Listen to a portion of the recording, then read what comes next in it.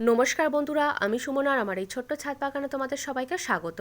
আর আজকের আমার ছাদ বাগানে যে পুরনো লেবু গাছগুলো রয়েছে প্রত্যেকটা গাছের ডালগুলোকে কেটে দেবো, যাতে সামনের সিজনে এই গাছগুলো থেকে প্রচুর পরিমাণে ফল পায়। এটা হচ্ছে একটা পাতিলেবুর গাছ, আর আমার ছাদ বাগানে কিন্তু এই লেবু গাছটা সব থেকে প্রথমে এনেছিলাম।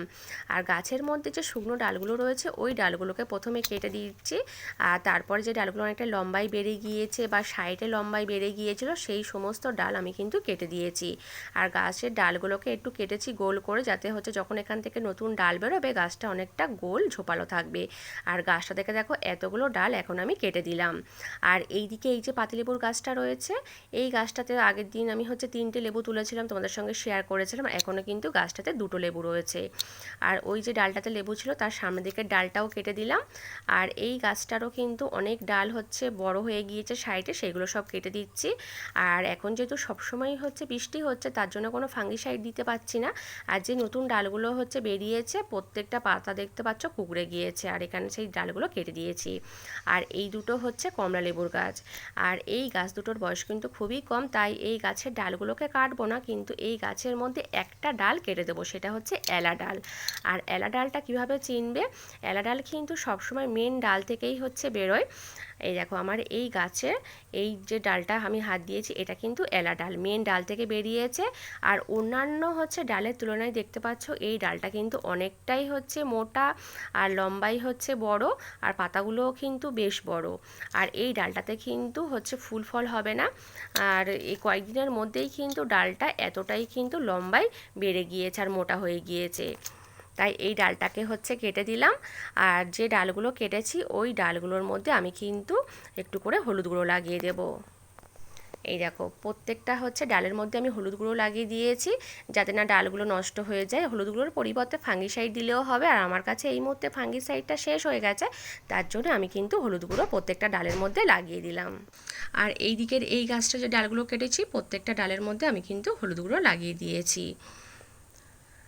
আর এই ডালগুলো থেকে কিন্তু কাটিং করে কিন্তু চারা তৈরি করা যায়। আমি এর আগেও কিন্তু অনেক চারা তৈরি করেছি এই গাছটা থেকে। এই গাছটাও কিন্তু ডাল থেকে তৈরি করেছিলাম। এটা হচ্ছে 12 মাসে, তাই সবসময় কিন্তু লেবু হতে থাকে। এই গাছটাও ডাল থেকে করেছি এই গাছটা থেকে।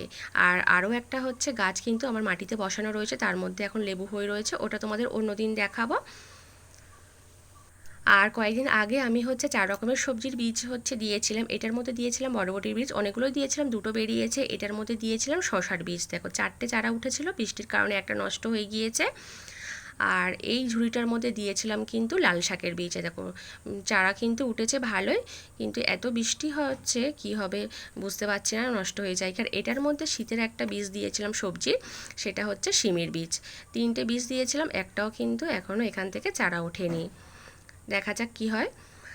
আর কয়েকদিন আগে যে হচ্ছে এখানে আমার 4টে কুলের গাছ ছিল, ডালগুলোকে সব কাটিং করে দিয়েছিলাম। এই দেখো প্রত্যেকটা গাছে কিন্তু নতুন করে আবার ডাল বেরোচ্ছে।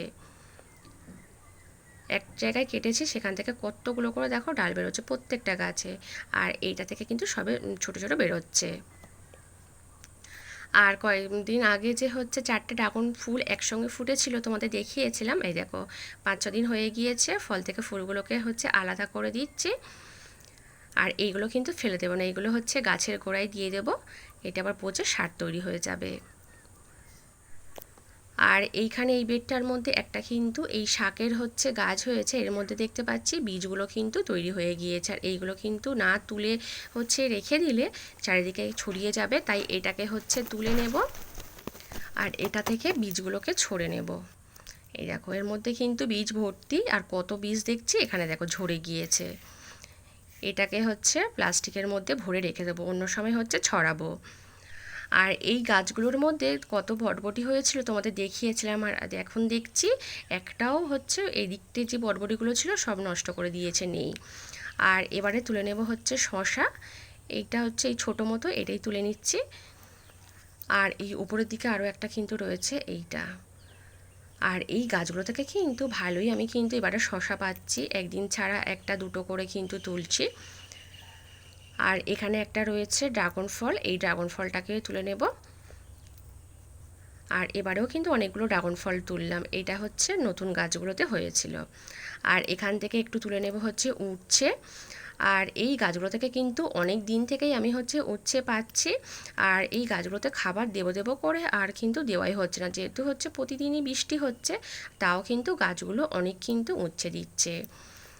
আর এইগুলো কিন্তু ছোট ছোট যেগুলো হয় সেই উচ্ছেই। দেখো যে কটা ছিল তুলে নিয়েছি, এই দিকেও একটা রয়েছে ছোট্ট মতো। আসলে করলা গাছগুলো ইঁদুরে কেটে দিয়ে এই গাছগুলোকে সব নষ্ট করে দিয়েছে। আর এই দেখো কাঁটা বেগুন গাছটাতে একটা কিন্তু আবারও বেগুন হয়েছে সাদা, এটাকে তুলে নেব, কারণ আজকে ছাদে এসে দেখছি ছোট ছোট দুটো বেগুন ছিল গাছে, সেই দুটো কিন্তু ইঁদুরে কেটে দিয়েছে। বেগুন দুটো দেখতেও পাচ্ছি না, আর এটাকে তাই নিয়ে নেবো। এর আগেও 3টে বেগুন নষ্ট করে দিয়েছিল। দেখো এটা তুলে নিয়েছি, এটা কিন্তু আরও একটু বাড়তো। আর এই দিকে এই গাছ দুটোতেও ছোট ছোট দুটো রয়েছে। আর এই দেখো এখানে দুটো ছিল, কালকে দেখেছিলাম, আর আজকে ছাদে এসে দেখছি বেগুন দুটো আর নেই, কেটে দিয়েছে কিসে, নিচেও কিন্তু পড়ে নেই। আর এবারে একটু লঙ্কা তুলে নেব। লঙ্কাটাও কিন্তু এবারে ভালোই পাচ্ছি। এই গাছগুলো কিন্তু আমি অনেকদিন আগেই বসিয়েছিলাম, আর এই সবে করে এবারে কিন্তু এই গাছগুলো থেকে লঙ্কা পাচ্ছি। আর দু রকমের লঙ্কা গাছ রয়েছে, সূর্যমুখী আর বুলের লঙ্কা। এটা সূর্যমুখী লঙ্কা। এখানে কিন্তু এই সবজিগুলো তুলেছি, ফল তুলেছি, আর এবারে একটু ফুল তুলে নেব পূজার জন্য। প্রথমেই তুলে নিচ্ছি একটু করবী ফুল। আর এই গোলাপি রঙের করবী ফুলটাতে কিন্তু ভালো গন্ধ রয়েছে, এই গোলাপিটাতে, সাদাটাতে কোনো গন্ধ নেই।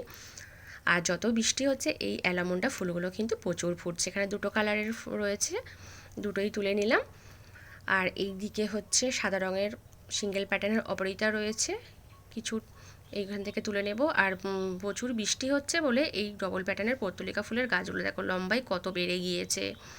আর বৃষ্টি হচ্ছে বলে ফুলগুলোও কিন্তু হেলে পড়ছে। আর এই ছোট অ্যালামন্ডা ফুল গাছটাতে কিন্তু দেখছি প্রচুর কুঁড়ি এসেছে, আর যখন একসঙ্গে ফুলগুলো ফুটে থাকবে দেখতে দারুণ লাগবে। আর এখানে কয়েকটা জবা রয়েছে, তুলে নিলাম। আর এবার একটু তুলে নেব নয়নতারা।